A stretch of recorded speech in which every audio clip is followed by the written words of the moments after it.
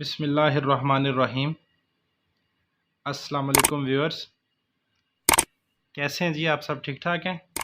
उम्मीद है आप सब खैरियत से होंगे जी। तो स्टूडेंट्स, आज हमने आपको चैप्टर नंबर 4 के फर्स्ट ईयर के शॉर्ट क्वेश्चंस के मुतल्लिक बताना है। पहले हम आपको स्मार्ट सिलेबस बताएंगे, फिर उसके बाद हम आपको शॉर्ट क्वेश्चंस के मुतल्लिक बताते भी जाएंगे और उनको ज़रा एक्सप्लेन भी करते जाएंगे ताकि आपको अच्छे तरीके से समझ आ जाए।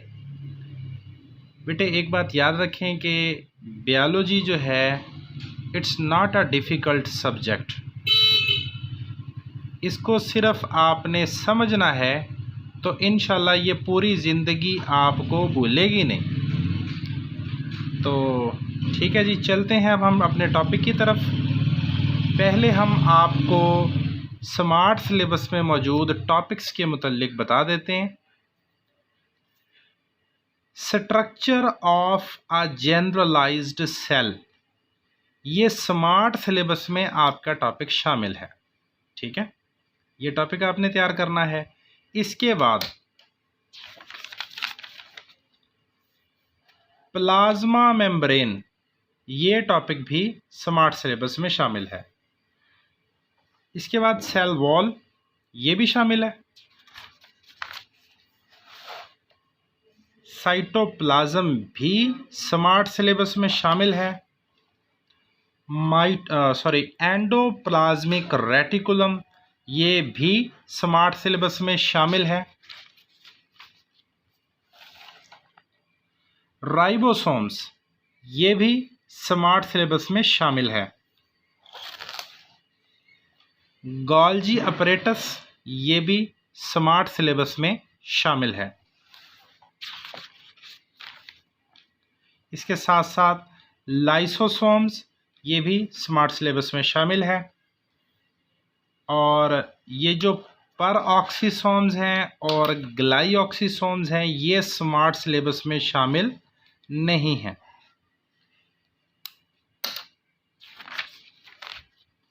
फिर इसके साथ साथ आपने बेटा वैक्यूल्स भी करने हैं, साइटोस्केलेटन भी करना है,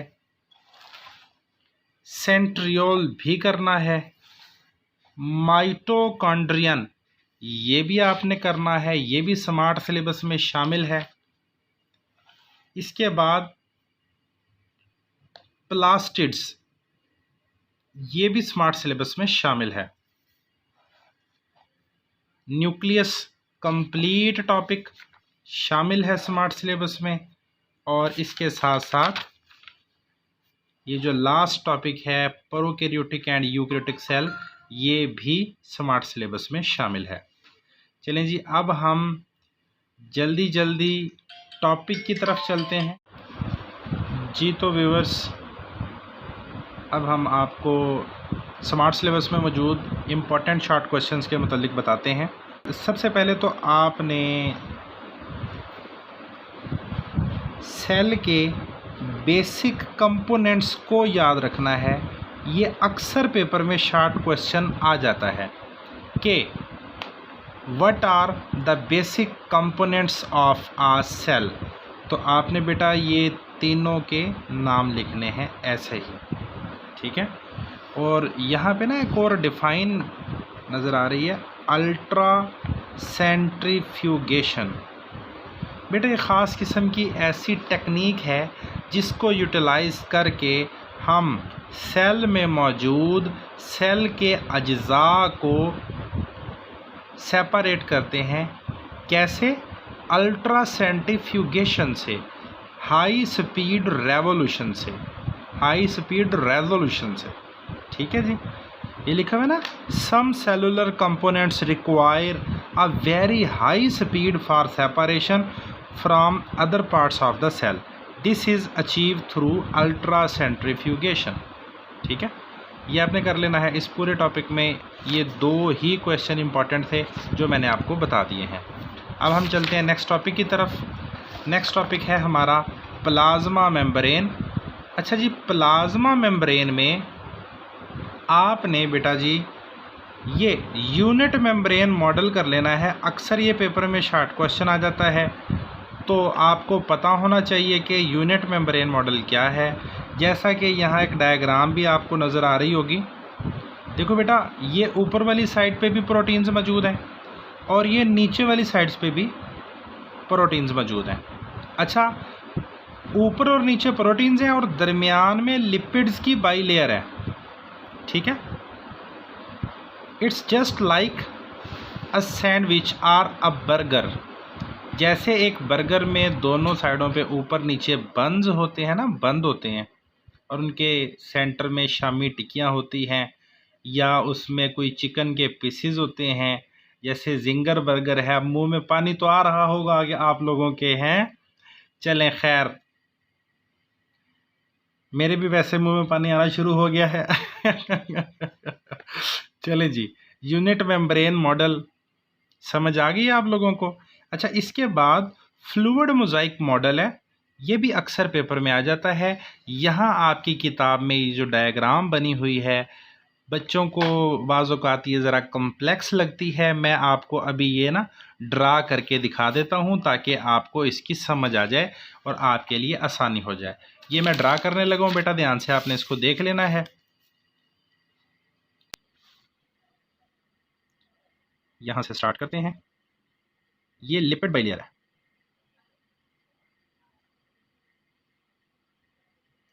इसके अंदर प्रोटीन्स जो होंगी वो धंसी हुई होंगी बेटा।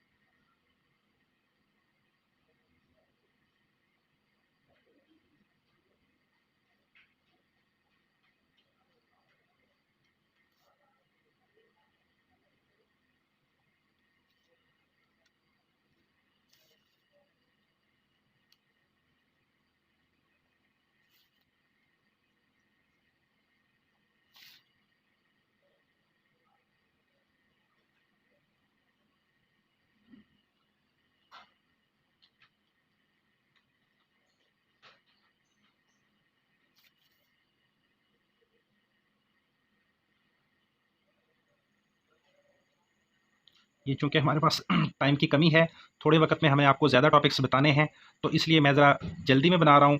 जैसी भी बन गई ये डायग्राम, इससे आपने गुजारा कर लेना है बेटा।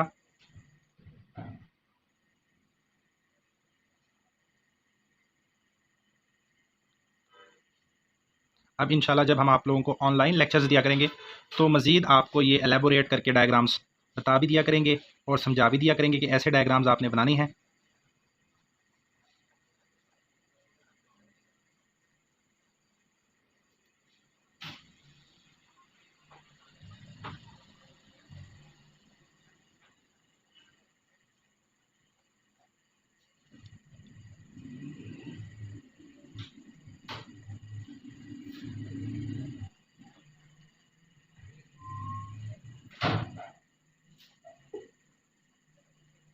ये खैर आपने ना इसको पूरा कर लेना है। ये मैं अब यहाँ से इसको बस कंप्लीट कर रहा हूँ, या आपने ऐसे ही इनको ऐसा कर लेना है। अच्छा, ये है लिपिड बाइलेयर। क्या है बेटा? Lipid bilayer.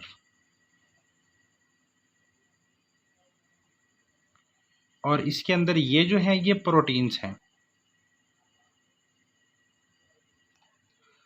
अच्छा, लिपिड बाइलेयर के अंदर ये कोलेस्ट्रॉल्स भी मौजूद होते हैं।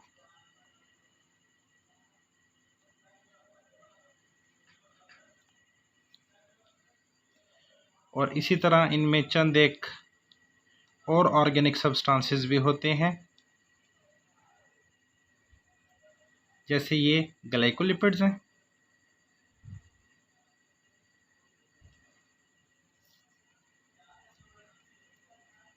और ये ग्लाइकोप्रोटीन्स हैं।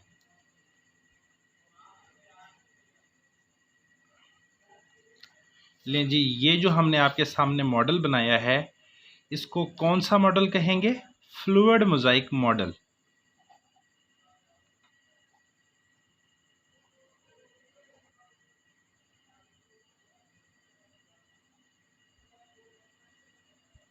ठीक है जी, प्लाज्मा मेम्ब्रेन का ये फ्लूइड मोज़ाइक मॉडल है। होप सो आपको इसकी समझ आ गई है। अब हम आगे चलते हैं फटाफट। इसमें बेटा जी आपने यूनिट मेम्ब्रेन मॉडल कर लेना है और फ्लूइड मोज़ाइक मॉडल कर लेना है। इसके बाद अक्सर ये पूछ लिया जाता है कि ये जो प्लाज्मा मेम्ब्रेन है ये सिलेक्टिवली परमिएबल क्यों है। शॉर्ट क्वेश्चन आ सकता है, तो आपने बताना है कि प्लाज्मा मेम्ब्रेन चंद एक मटेरियल्स को अपने अंदर से गुजरने की इजाज़त देती है और बाकी मटेरियल्स को अपने अंदर से नहीं गुजरने देती। इसी वजह से ये क्या है, डिफरेंशियली परमिएबल या सेलेक्टिवली परमिएबल है। अच्छा, इसके साथ साथ अक्सर ये भी शॉर्ट क्वेश्चन आ जाता है, differentiate between phagocytosis and pinocytosis. तो आपने बताना है इंगल्फिंग ऑफ सॉलिड पार्टिकल्स, अगर तो कोई ठोस चीज़ को निगला जा रहा है, जिस्म के अंदर लेके जाया जा रहा है, then it is called phagocytosis. और पाइनोसाइटोसिस क्या होगा, टेकिंग इन लिक्विड सब्सटेंसेस। ठीक है। और इसके साथ साथ ये भी शॉर्ट क्वेश्चन है, व्हाट इज़ एंडोसाइटोसिस। सब्सटेंसेस का सेल्स के अंदर जाना क्या कहलाएगा, एंडोसाइटोसिस। अच्छा बेटा, इसके बाद सेल वॉल की तरफ हम आते हैं। सेल वॉल क्या होती है, आउटर मोस्ट कवरिंग होती है जो कि प्लांट सेल्स के बिल्कुल बाहर की तरफ मौजूद होती है। ठीक है जी। अच्छा, ये जो प्लांट सेल वॉल है, अगर इसकी कंपोजिशन देखी जाए तो ये फर्दर दो किस्म की लेयर्स पर मुश्तमिल होती है। एक होती है प्राइमरी वॉल और एक होती है सेकेंडरी वॉल। जैसा कि यहाँ पे ये प्राइमरी वॉल का जिक्र है और ये सेकेंडरी वॉल का है। बेटा ये अक्सर डिफरेंस आ जाता है, ये आपने याद रखना है। ये मैं डायग्राम के ज़रिए आपको समझा भी देता हूँ कि ये सेल है। अगर सेल की सेल वॉल को हम देखें, इतना इसका पोर्शन काट के अलहदा करके देख लें तो इसके ना बेटा दो लेयर्स होती हैं।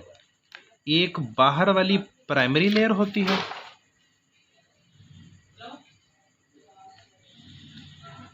प्राइमरी वॉल होती है, और जो अंदर वाली है ये सेकेंडरी वॉल होगी। ठीक है जी। अच्छा, फिर इसके बाद ये भी मैं आपको बता दूं, अक्सर पेपर में मिडल लेमेला का शॉर्ट क्वेश्चन आता है जो कि ये लिखा हुआ, बेटा इसको ध्यान से देख लें आप लोग। मिडल लेमेला, अक्सर बच्चों को इसकी समझ नहीं आती, वो बेचारे कंफ्यूज रहते हैं। अब मैं ये डायग्राम के ज़रिए आपको समझाने लगा हूँ, ध्यान से सुनिएगा। बेटा ये एक सेल है और ये दूसरा सेल है।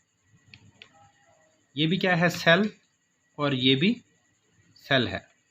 अच्छा जी, दो सेल्स के दरमियान ये जो सीमेंटिंग मटेरियल होता है, जैसे दो ईंटों को जोड़ने के लिए सीमेंट बजरी रेत की ज़रूरत होती है, बिल्कुल इसी तरह दो सेल्स को जोड़ने के लिए मिडल लेमेला की ज़रूरत होती है। ये लिखा हुआ, middle lamella is first to be formed in between the primary walls of the neighboring cells। समझ आ गई बेटा, जो नेबरिंग सेल्स हैं इनकी प्राइमरी वॉल्स के दरमियान ये जो सीमेंटिंग मटेरियल है, इसको हम क्या कहेंगे, मिडल लेमेला कहेंगे। अच्छा जी, इसके बाद बेटा आपने कर लेना है, ये बड़ा अहम इम्पॉर्टेंट MCQs मुझे नज़र आ गया है, ये आप देख लें कि फंगल सेल जो है उसकी जो सेल वॉल है वो किस चीज़ की बनी होगी, काइटिन की। और ये अक्सर पेपर में MCQs आता है, मोस्ट इम्पॉर्टेंट MCQs है बेटा ये। चलें जी, इसके बाद हम बात करते हैं साइटोप्लाज्म की। अच्छा, साइटोप्लाज्म में ये जो है ना, ये शॉर्ट क्वेश्चन है बेटा, अक्सर पेपर में पूछ लिया जाता है व्हाट इज साइटोसोल। तो आपने बताना है soluble part of cytoplasm is called cytosol. अच्छा जी, इसके बाद साइटोप्लाज्म का फंक्शन भी पूछा जा सकता है कि what is the function of cytoplasm. तो ये भी आपने बताना है बेटा। चूँकि टाइम की किल्लत है और जिसे कहते हैं ना कि बच्चे भी ज़्यादा फिर लंबा लेक्चर पसंद नहीं करते, टाइम नहीं होता बच्चों के पास, इसलिए जस्ट मैं आपको ना क्वेश्चंस आइडेंटिफाई करता जाता हूँ। अगर किसी ने कोई क्वेश्चन को पूछने हो तो हमने ये लिंक में ना हमारा व्हाट्सएप ग्रुप है, वो आप लोग उसे ज्वाइन कर सकते हैं और जो किसी किस्म के भी क्वेश्चंस हों वो आप पूछ सकते हैं। अच्छा जी, इसके बाद एंडोप्लाज्मिक रेटिकुलम के मुतालिक आते हैं। एंडोप्लाज्मिक रेटिकुलम में ये शॉर्ट क्वेश्चन मौजूद है बेटा, व्हाट इज़ सिस्टर्ने। ठीक है जी, हाँ जी।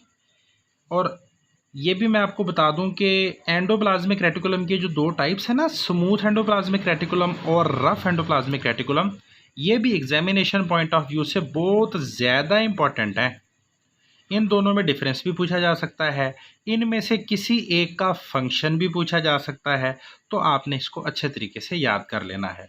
ये भी क्या है, शॉर्ट क्वेश्चंस हैं। इसके बाद बेटा जी राइबोसोम्स हैं।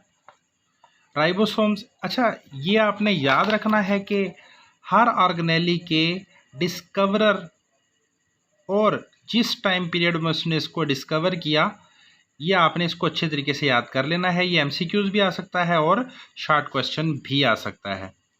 अच्छा जी, फिर इसके साथ साथ राइबोसोम का फंक्शन बड़ा इंपॉर्टेंट है, पूछा जा सकता है कि what is the function of ribosome. अच्छा, इसके बाद ये पोलीसोम की भी डिफाइन पेपर में आ सकती है, शॉर्ट क्वेश्चन भी बन सकता है, एमसीक्यूज भी बन सकता है। ठीक है, कि व्हाट इज़ पोलीसोम, या a group of ribosome attach to messenger RNA is known as dash, तो आपने बताना है पोलीसोम। इसके बाद हम चलते हैं गोल्जी कॉम्प्लेक्स की तरफ। गोल्जी कॉम्प्लेक्स ये देखें, कैमिलो गोल्जी ने इसको डिस्कवर किया था 1898 में। ठीक है जी। अच्छा, इसके साथ साथ सिस्टर्नी क्या होते हैं, ये भी पूछा जा सकता है, ये भी आपने कर लेना है। इसके बाद बेटा ये इसका फंक्शन है गोल्जी कॉम्प्लेक्स का, कि गोल्जी कॉम्प्लेक्स के चंद एक इम्पॉर्टेंट फंक्शंस लिखें, तो आपने ये बता देना है कि इसका सेल सक्रीशंस के साथ ताल्लुक़ होता है।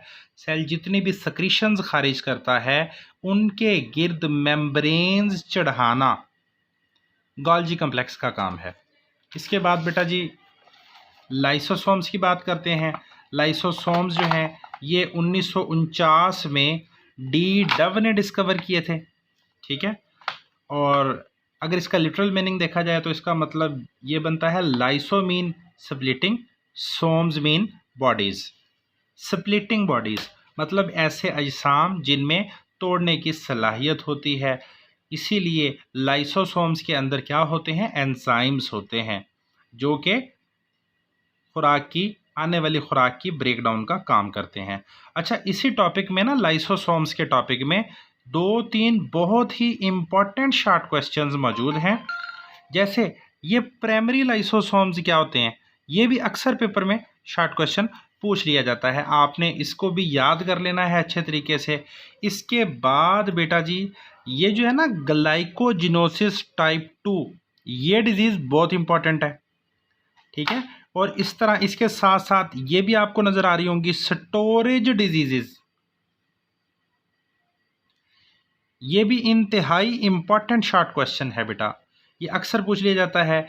इसके साथ साथ ये देखें, ये टाइसेच डिजीज है, वेरी वेरी इंपॉर्टेंट डेफिनेशन। ठीक है, आपने बेटा ये सारे पॉइंट्स लाइसोसोम्स में भी कर लेने हैं। तो बात दोबारा यही आ जाएगी कि टाइम की किल्लत की वजह से मैं आपको समझा नहीं पा रहा, नहीं तो मेरा दिल तो बहुत कर रहा है कि मैं आपको एक एक टॉपिक अच्छे अच्छे तरीके से समझाऊं। तो खैर, अब हम फटाफट पहले शॉर्ट क्वेश्चन आइडेंटिफाई कर लें, आपको बता दें। अच्छा बेटा, इसके बाद वैक्यूल है। वैक्यूल का भी ना बेटा अक्सर फंक्शन पूछा जाता है कि what is the major function of vacuole, या write major functions of vacuole. जैसे यहाँ से लिखा हुआ है ना, vacuole serve to expand the plant cell without dilating.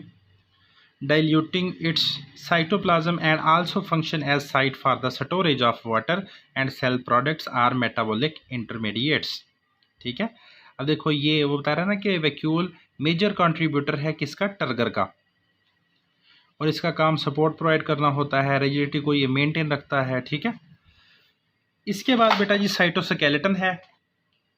Cytoskeleton जो है ये एक ऐसा फ्रेमवर्क है जो कि सेल के अंदर एक ढांचा कह लें आप, सेल के अंदर एक अल्लाह पाक ने नेचुरल नेटवर्क लगाया हुआ है।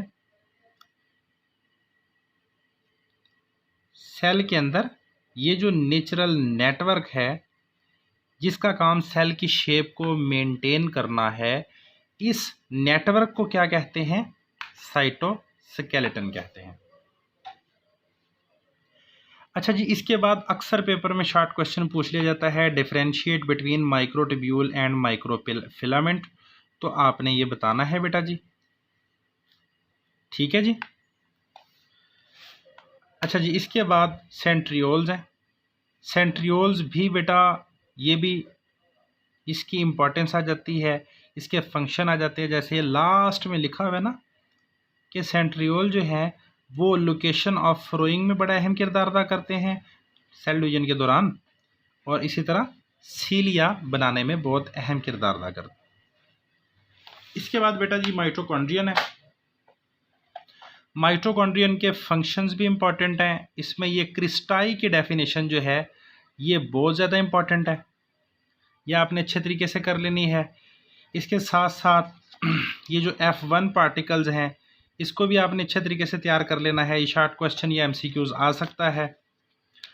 फंक्शन तो मैंने आपको पहले बता दिया कि माइटोकॉन्ड्रियन के फंक्शन आपने ज़रूर अच्छे तरीके से करने हैं। इसके साथ साथ बेटा इसकी डायग्राम भी, ये वाली जो डायग्राम है इसको भी आप अच्छे तरीके से प्रिपेयर कर लीजिएगा। वैसे तो ये भी आसान है, अगर आप मज़ीद आसान चाहते हैं तो मैं वो आपको बना के दिखा देता हूँ। जैसा कि बेटा ये मैं बनाने लगा हूँ।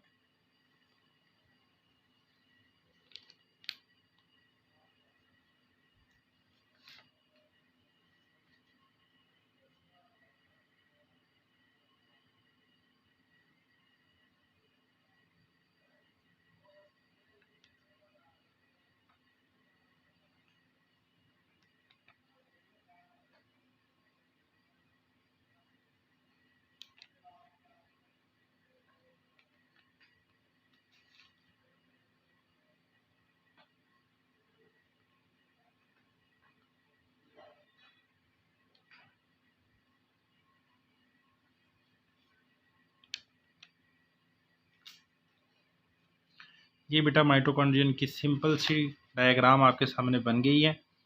ये आउटर मेम्ब्रेन है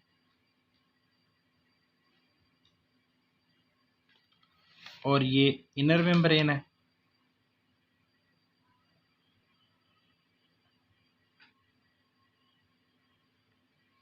और इसके साथ साथ ये आपको जो सेंटर में लिक्विड नज़र आ रहा है ये माइटोकॉन्ड्रियल मैट्रिक्स है। ठीक है जी।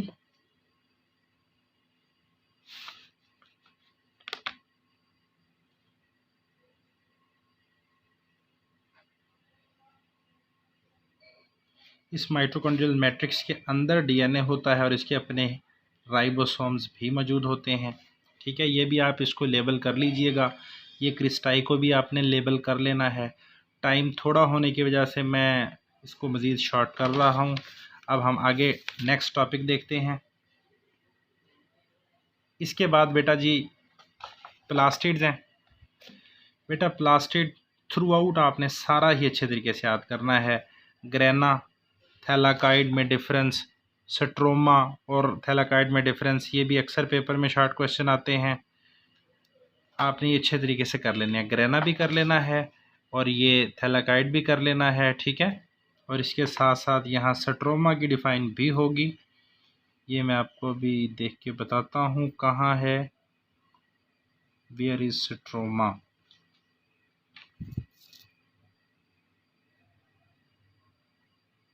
हाँ जी, ये रही स्ट्रोमा की समझ आ गई आप लोगों को। अच्छा, इसके बाद अक्सर ये ना शॉर्ट क्वेश्चंस ये भी बड़े आते हैं कि व्हाट आर क्रोमोप्लास्ट या what do you know about leucoplast. ये दोनों इंपॉर्टेंट शॉर्ट क्वेश्चन हैं, आपने अच्छे तरीके से कर लेने हैं।